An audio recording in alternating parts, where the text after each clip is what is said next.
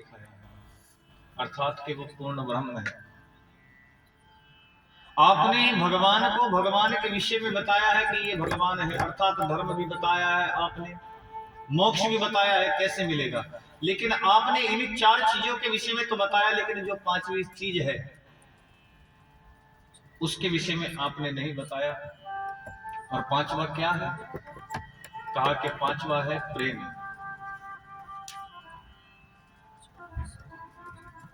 कि उस प्रेम के वशीभूत आकर के, अर्थात कि तुमने ये तो बताया है कि ये भगवान है, ये भगवान ये कर सकते हैं, भगवान ने सब कुछ किया, भगवान ने दुष्टों का सर्वनाश भी किया, लेकिन ये नहीं बताया कि वो जो भगवान है, वो जो ब्रह्म है, वो भगवान किसी का भाई भी बन सकता है, किसी का बेटा भी बन सकता है, किसी का पुत्र बन सकता है, किसी का सखा बन सकता है। आपने ये सब कुछ तो लिखा, लेकिन आपने ये भी नहीं लिखा कि वो ब्रह्म बैठ करके अपने सखाओं के साथ, उन बालकों के साथ, समस्त सखाओं के साथ बैठ करके उनकी झूठन भी खा सकता है।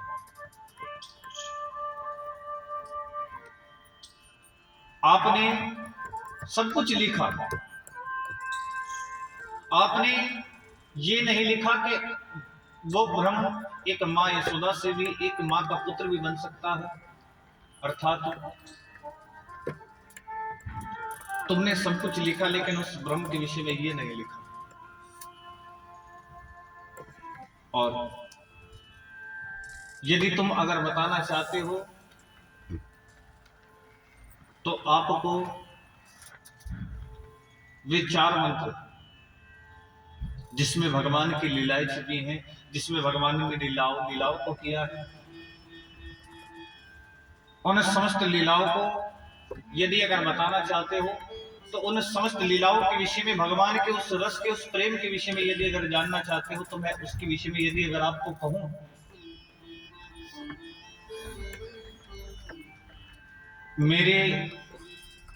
मैं नारद, आज मुझको जानते हैं कि मैं नारद हूं, लेकिन यदि अगर मैं आपको कहूं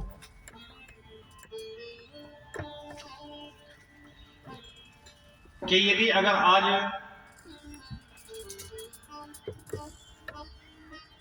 मैं आपके पास बैठा हूं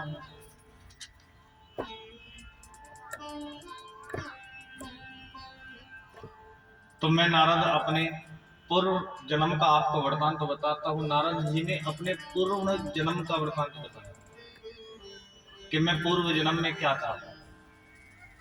नारद जी ने कहा कि वेद व्यास स्वयं अगर मैं आपको कहूं, जैसे मेरे पिता ब्रह्मा ने तप के द्वारा भगवान को पाया, उसी प्रकार से मैंने भी तप के द्वारा भगवान को पाया।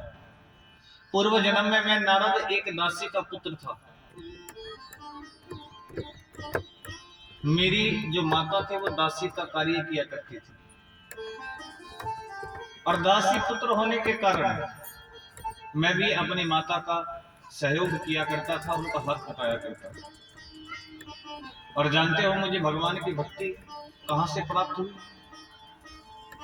एक बार हमारे गांव में कुछ संत महात्मा आए, और संत महात्माओं ने आकर के जब हमारे गांव में विश्राम किया, हमारे गांव में रुके, और रुक करके जब चतुर्मास करने लगे, तो एक बार मैं उन संतों के पास जाकर के बैठ जाया करता था, और संत जो सत्संग किया करते थे, जो प्रभु की लीलाएं श्रवण किया करते थे, जो भगवान की लीलाएं बताया करते थे, उन लीलाओं को सुना करता था।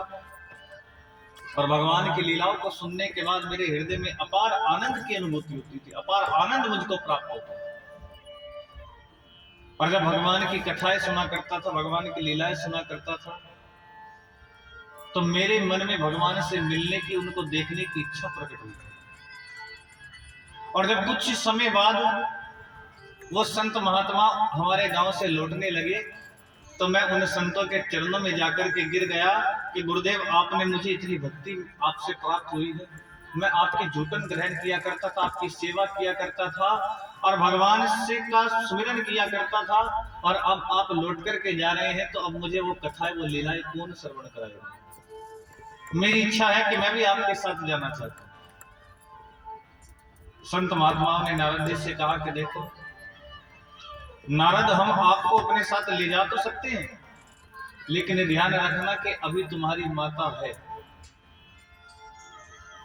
और तुम अपनी माता के पुत्र हो, और यदि अगर तुम अपनी माता को छोड़ करके हमारे साथ चले गए, क्यों? क्योंकि एक माता पिता का सहारा होता है कि बड़ा होकर के उसका बच्चा उसकी सेवा करे, उसके बुढ़ापे का सहारा बने। और यदि अगर तुम अपनी माता को छोड़ करके चले जाओगे तो तुम्हारी माता को कितनी वेदना होगी। और नारद, अभी तुमको अपनी माता का ऋण चुकाना, और हम जानते हैं कि तुम्हारी माता हमारे साथ जाने की तुमको आज्ञा नहीं देगी। नारद जी जानते थे कि मेरी माता मुझे संतों के साथ जाने की आज्ञा नहीं देगी, तो लौट करके आ गए। लेकिन जब लौट करके आए नारद, और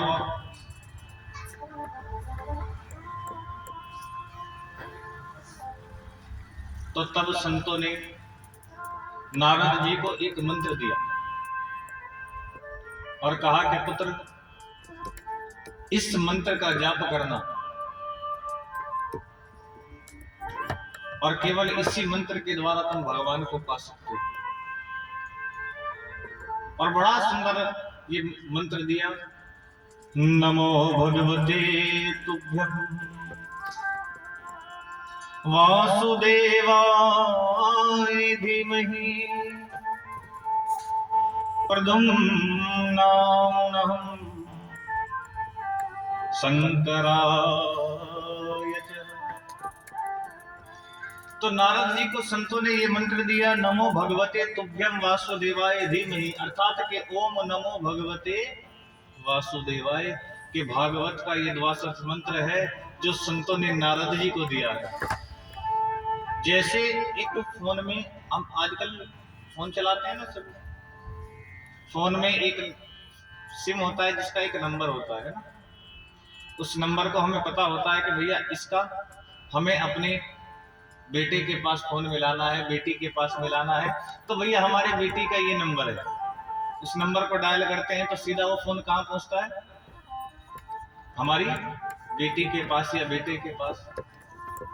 इसी प्रकार से यदि भगवान के पास, भगवान से यदि अगर हमें मिलना है तो ध्यान रखना, भगवान का सीधा डायरेक्ट नंबर है ओम नमो भगवते वासुदेवाय। अगर हम इस नंबर को रोज मिलाएंगे, बार बार मिलाएंगे, बार बार जब भगवान पर मिस कॉल जाएगी तो एक समय तो ऐसा भी आएगा कि भगवान यदि अगर फोन को उठा करके देखे किसका नंबर है, चलो दोबारा डायल करके देखे, हो सकता है एक बार तो भगवान आपकी कॉल को उठा ही ले। अगर एक बार भी तुम्हारी कॉल रिसीव हो गई तो समझ लेना भगवान की प्राप्ति होना।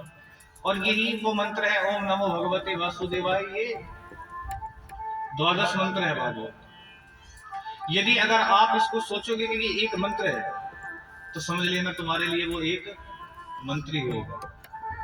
लेकिन उस मंत्र के यदि भाव को समझोगे तो वो मंत्र है जिसके द्वारा ही नारद जी ने भगवान को पाया, इसी मंत्र के द्वारा। और इस मंत्र के द्वारा केवल नारद जी ने ही भगवान को नहीं पाया, भगवान का एक परम भक्त हुआ है ध्रुव, 5 वर्ष का बालक था ध्रुव, जिसने इसी मंत्र के द्वारा ओम नमो भगवते वासुदेवाय मंत्र के द्वारा ही भगवान को पाया। तो ये मंत्र होता है, और यही मंत्र समस्त संतों ने नारद जी को दिया, नमो भगवते तुभ्यं वासुदेवाय धीमहि। और इस मंत्र के द्वारा जब नारद जी लौट करके आए तो सोचने लगे कि जब तक मेरी माता जीवित है तब तक मैं भगवान को पा नहीं सकता, तब तक सुमिरन नहीं कर सकता, क्योंकि हो सकता है कि मेरे भजन में मेरी माता बाधा उत्पन्न करे। अगर मेरी माता ना होती तो मैं बैठ करके भगवान का सुमिरन करता। मन में विचार आया ही था कि माता की भी मृत्यु हो गई। माता की मृत्यु होने के बाद नारद जी के मन में आंखों से दोनों अश्रु प्रवाह हो रहे हैं, लेकिन एक आंसू तो सोच रहे हैं कि मेरी माता नहीं रही तो अब मेरे भजन में कोई बाधा उत्पन्न नहीं कर सकता, और दूसरी नेत्र से अश्रु प्रवाह हो रहे हैं कि जिसने मुझे जीवन भर पाला, जिसने मुझे चलना सिखाया, जिसने मुझे बैठना सिखाया, जिसने मुझे खाना सिखाया, जिसने जीवन जीना सिखाया, वो माता नहीं रही। लेकिन माता ने कहा था कि पुत्र चाहे कुछ भी हो जाए भगवान का आश्रय मत छोड़ो। नारद जी अकेले चल दिए और जाकर के समाधि लगा करके उसी मंत्र के द्वारा नारद जी ने उस मंत्र का जाप करना प्रारंभ किया। और जब उस मंत्र का जाप करना प्रारंभ किया तो मंत्र का जाप करते हुए नारद जी को भगवान की बाल कृष्ण रूप की एक छोटी सी झलक दिखाई दी। और उस झलक को देख करके नारद जी ने सोचा, अर्थात कि क्या होता है ना, कुछ जब ज्यादा प्यास लगती है ना, जो प्यासा होता है अब उसको 2 बूंद पिला करके छोड़ दो तो उसके मन से पूछना कि पानी क्या होता है। अब एक झलक दिखा करके भगवान अंतर्ध्यान हो गए। अब नारद जी को ऐसा लगा कि ना जाने क्या हो गया। और तब भगवान की एक आकाशवाणी हुई और आकाशवाणी ने कहा कि पुत्र नारद, अभी तुम्हारी जो भक्ति है ना, अभी तो तुम्हारी भक्ति का ये पहला पड़ाव है। अभी पहले तुम्हारी भक्ति और प्रबल हो जाने दो, उसके उपरांत जाकर के तुमको मेरी प्राप्ति होगी। नारद जी ने जब इस आकाशवाणी को सुना तो प्रेम भाव से भक्ति करना प्रारंभ की और भगवान का तप करना प्रारंभ किया। भगवान के तपोबल से इतनी भक्ति की कि समाज जब ये प्रकृति जब जल में विलीन हो गई, उसी के साथ नारद जी ने कहा कि मैं भी विलीन हो गया। और जब दोबारा सृष्टि का सृजन हुआ और जब दोबारा सृष्टि के सृजन होने पर भगवान ने मुझ पर इतनी दया की कि मैं ब्रह्मा के 10 मानव पुत्रों में सबसे छोटा पुत्र बनकर के नारद में आया। और स्वयं मेरे मुख पर प्रभु श्री नारायण का नाम रहा कि सदैव मैं यदि अगर सुमिरन करता तो किसका, प्रभु श्री हरि का। और वेद व्यास जी और जानते हो उन हरि की कृपा मुझ पर कितनी है। देखो हमारे अंदर कोई भी गुण होता है, हमारे अंदर गुण है, अवगुण भी है। ऐसी बात नहीं, कोई ऐसा नहीं है जिसके अंदर अवगुण ना हो। किसी के अंदर ज्यादा बोलने का अवगुण है, किसी के अंदर ज्यादा खाने का अवगुण है, किसी के अंदर किसी भी प्रकार का अवगुण ले ले, हर किसी के अंदर किसी का चुगली निंदा का अवगुण है। हम यहाँ पर श्रीमद् भागवत की अगर हम बात करें तो श्रीमद् भागवत में भी कहा है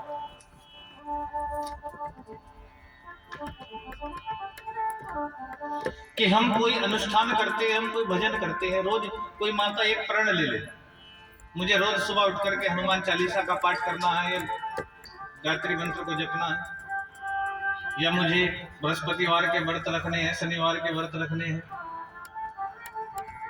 है ना। व्रत रखने से और हमारी भक्ति करने से अब होता है कि हम इस भक्ति को हमें पता कैसे चलेगा कि प्रभु ने हमारी इस भक्ति को स्वीकार किया है या नहीं। हम कैसे पता करें। भागवत में ये वेद व्यास कहते हैं, इस बात को कहा कि इस चीज को हम कैसे पता करें कि भगवान ने हमारी भक्ति को स्वीकार किया है या नहीं। अर्थात तो यहाँ पर कहते हैं कि यदि अगर कथा को सुन करके हमारे मन के अंदर भाव उत्पन्न हो, कथा को सुन करके हमारे अंदर भक्ति प्रकट हो, और यदि अगर होता क्या है कि यदि अगर कथा को सुन करके हम अपने घर भी जाते हैं और घर जाकर के यदि मैंने आपको कल भी बताया था कि अगर कथा में बैठे बैठे सोचने लगे ना कि पड़ोसन की साड़ी कितनी अच्छी है ना, और हम संसारिक बातें करने लगे या कुछ भी प्रकार से हमारा ध्यान कथा में ना रहे, तो समझ लेना भगवान ने हमारी भक्ति को स्वीकार नहीं किया। और कथा सुन करके हमारे मन के अंदर भक्ति प्रज्वलित तो हो और घर जाने के बाद भी याद आए कि हम कथा सुन करके आ रहे थे और भगवान की लीलाओं को सुनने में इतना आनंद आ रहा था, और मन में बस ये है कि कल जाकर के 2 कब बजे और हम कब कथा की ओर जाए। और यदि अगर ये भाव तुम्हारे मन में उत्पन्न होने लगा तो समझ लेना भगवान ने तुम्हारी भक्ति को, तुम्हारे अनुष्ठान को, तुम्हारे भाव को स्वीकार किया है। तो ये भाव यदि मन के अंदर आने लगे, ये भक्ति मन के अंदर आने लगे तो समझ लेना भगवान ने उस भक्ति को स्वीकार किया है। और कथा सुन करके हम कथा को सुन रहे हैं तो भगवान ने उस कथा को भी स्वीकार किया है। यदि ये भाव मन के अंदर आने लगे, और मैं पुत्र बनकर के आया, ब्रह्मा का पुत्र बनकर के, और भगवान ने इतना प्रेमाभूत होकर के मुझको वीणा दी, और जिस वीणा से मैं भगवान का नाम सुमिरा करता था, भगवान का नाम गाया करता था, इसके पीछे भी एक कथा है कि भगवान ने नारद जी को वीणा क्यों दी, किस प्रकार से। तो नारद जी जो है ना, आप जानते हैं भगवान, तो यदि अगर नारद जी को वीणा प्राप्त हुई है, मां सरस्वती ने पहले भगवान नारायण को वीणा दी और भगवान नारायण ने नारद जी को वीणा प्राप्त की। कहते हैं ना गुण, मैंने भी बताया था ना कि एक गुण होता है, कहते हैं ना कि ना जाने कौन से गुण पर वो दया निधि रीझ जाए। आपका कौन सा ऐसा गुण है जिस पर रीझ जाए, और भगवान को रिझाने के लिए एक गुण थोड़ा ही ना होता है, अनेकों गुण से भगवान को रिझा सकते, किसी भी गुण पर रीझ सकते हैं। ये भगवान ने ये नहीं कहा कि यही गुण होगा तो रिझूंगा। भगवान कहते हैं कि ना जाने कौन सा आपका ऐसा गुण प्राप्त भगवान को अच्छा लगे कि जिस पर रीझ जाए, और उस पर रीझ करके तुम्हारे पास आ जाए। एक सन्यासी आश्रम था, तो वहां पर उस आश्रम में समस्त जितने भी रहते थे सब सन्यासी थे, और उनके जो प्रमुख गुरु थे, जो उन सब शिष्यों के, उन सन्यासियों के जो गुरु थे, अब हुआ क्या, तो वो गुरुजी एक बार कहीं से जा रहे थे, तो उनको बीच मार्ग में एक स्त्री दिखाई दी, और बड़ी सुंदर स्त्री, जिसको देख करके, उस स्त्री के को देख करके जो वो गुरु थे उस स्त्री पर मोहित हो गए, और मोहित होकर के उसके सामने विवाह का प्रस्ताव रखा। और जब विवाह का प्रस्ताव रखा तो उस स्त्री ने विवाह का प्रस्ताव स्वीकार किया, तो उस स्त्री के संग विवाह किया, और जब विवाह करके जब अपने आश्रम लौट करके आए तो जितने भी शिष्य थे, अब शिष्यों ने कहा कि भैया ये तो बहुत गलत हुआ, हमको शिक्षा देते हैं कि तुमको प्रभु का भजन करना है, विवाह आदि के चक्कर में नहीं पड़ना है, और स्वयं विवाह करके आ गए।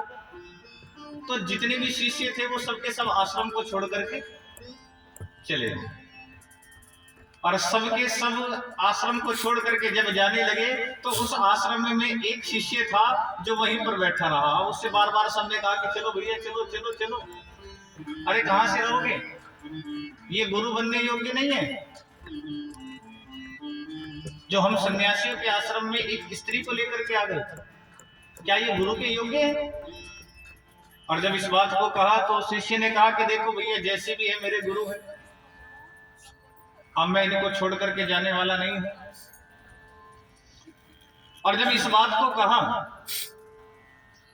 तो सब आश्रम को छोड़ करके चले गए, लेकिन वो शिष्य वहीं पर बैठा रहा।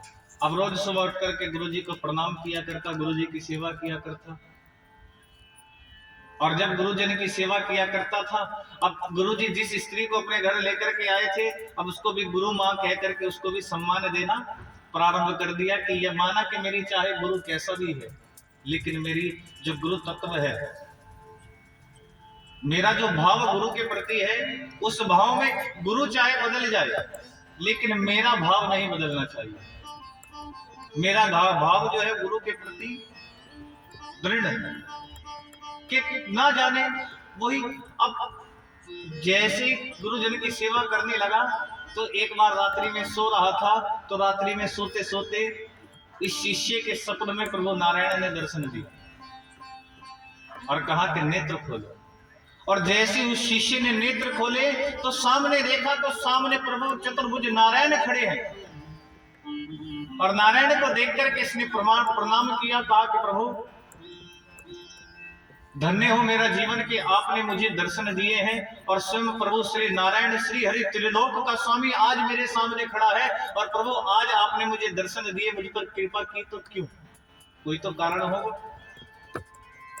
भगवान ने कहा कि आज जानता है मैं तेरी कौन से गुण पर रीझ करके आया हूं, प्रभु नारायण ने कहा कि तेरा गुरु चाहे कैसा भी है, कपटी है, लोभी है, लेकिन तेरे गुरु के प्रति श्रद्धा देख करके, निष्ठा देख करके, उस निष्ठा पे, उस गुण पे आज मैं रीझ करके आया हूं, और देख आज मैं तुझको अपने साथ वैकुंठ ले जाने के लिए आया हूं, चल मेरे साथ मेरे वैकुंठ चल। अब उसने कहा कि प्रभु आप तो मेरे इस गुण पर रीझ करके आ गए, आप मुझे कह रहे हो कि वैकुंठ चलो, मैं वैकुंठ तो चलूंगा, लेकिन एक बार गुरुजी से जाकर के आज्ञा लिया। अब दौड़ करके गुरुजी के पास गया, गुरुजी को उठाया, गुरुजी से हाथ जोड़ करके कहा कि गुरुजी देखो, आज जानते हो प्रभु श्री नारायण मुझे लेने के लिए आए हैं और मैं वैकुंठ जा रहा हूं। अब गुरुजी ने कहा कि प्रभु नारायण लेने आए, लेकिन कहां है, मुझे तो दिखाई नहीं दे रहे। अब ये शिष्य दौड़ करके भगवान के पास गया, कहा कि प्रभु आप मेरे गुरुजी को क्यों नहीं दिखाई दे रहे? तो भगवान नारायण ने कहा कि तेरे गुरु को इसलिए नहीं दिखाई दे रहा हूं कि तेरे गुरु के अंदर अभी वो भक्ति नहीं है। यदि इसके हृदय से लोभ, लालच, ये काम आदि जब इसके हृदय से निकल जाएगा तो समझ लेना मैं तेरे गुरु को भी दर्शन न दूंगा। अब दौड़ करके गया, कहा कि गुरुजी केवल मुझे दिखाई दे रहे हैं, आपको नहीं दिखाई दे रहे हैं। अब गुरुजी ने कहा कि देख मैं तुझे भगवान के साथ जाने की आज्ञा तब दूंगा जब तू जाकर के भगवान से कहे कि मुझे भी दर्शन दे। अब ये दौड़ करके भगवान कहा कि हे प्रभु देखो गुरुजी कह रहे हैं वो जब तक मुझे आपके साथ नहीं जाने देंगे जब तक आप उन्हें दिखाई नहीं दोगे। अब भगवान नारायण ने कहा कि इस लोभी को, इस कपटी को मैं कैसे दर्शन दे सकता हूं? अब शिष्य ने कहा कि जब तक आप दर्शन नहीं दोगे तो मैं भी आपके साथ जाने वाला नहीं हूं। भगवान ने कहा कि चले ठीक है, तेरे कहने पर तेरे लिए मैं तेरे गुरु को भी दर्शन देता हूं। और जैसे भगवान ने गुरु जी को दर्शन दिए तो बड़े प्रसन्न हुए। अब गुरु जी ने कहा कि देखो, अब दौड़ करके कहा कि गुरु जी आप तो आपको दर्शन दे दिए, मैं भी चलता हूं। गुरुजी ने कहा कि देख मैं तुझको जाने के आगे जब दूंगा जब तू भगवान से जाकर के कहे कि तेरे साथ मुझे भी वैकुंठ लेकर के चल। अब शिष्य दौड़ करके कहा कि गुरुजी ने कहा है कि वो भी वैकुंठ। अब भगवान ने कहा कि अरे मैंने इसको दर्शन दे दिए, इतना ही बहुत है, अब ये कह रहा है कि मेरे साथ वैकुंठ भी जाना है। अब शिष्य ने कहा कि देखो जब तक आप गुरु को नहीं लेकर के जाओगे तो बड़ी अच्छी बात है, मेरे साथ मेरा गुरु भी वैकुंठ में रहेगा, गुरु की वहां भी सेवा करूंगा। और देखो प्रभु जब तक आप मेरे गुरु को वैकुंठ लेकर के नहीं जाओगे तब तक मैं भी जाने वाला नहीं हूं। अब भगवान ने कहा कि चल कोई बात नहीं, अब मैं आया हूं गरुड़ पर विराजमान होकर के, तो तू बैठा है तो अपने साथ गुरु को भी बिठा। अब गुरु जी से जाकर के कहा कि गुरु जी चलो भगवान आपको भी वैकुंठ ले जाने के लिए तैयार है। अब बराबर में खड़ी थी गुरु माता। अब गुरु माता ने कहा कि आप दोनों अकेले अकेले चले जाओगे, मुझे भी तो लेकर के जाओ। अब भगवान ने कहा कि देख अब इसके विषय में बिल्कुल मत कहना, तेरे गुरु को लेकर के जा रहा हूं यही बहुत है। ये जानता है ये वही स्त्री है जिसके कारण सब जो शिष्य हैं आश्रम छोड़ करके गए हैं, एक सन्यासी को उसने भोगी बना करके खड़ा कर दिया, ये वही स्त्री है। अब शिष्य ने हाथ जोड़ करके गुरुजी से कहा, गुरुजी ने कहा कि देखो मैं भी तब जाऊंगा जब साथ में गुरु माता जाएगी। अब शिष्य ने जाकर के भगवान से कहा कि प्रभु अगर थोड़ी सी जगह है तो गुरु माता को भी बैठा लो। क्यों?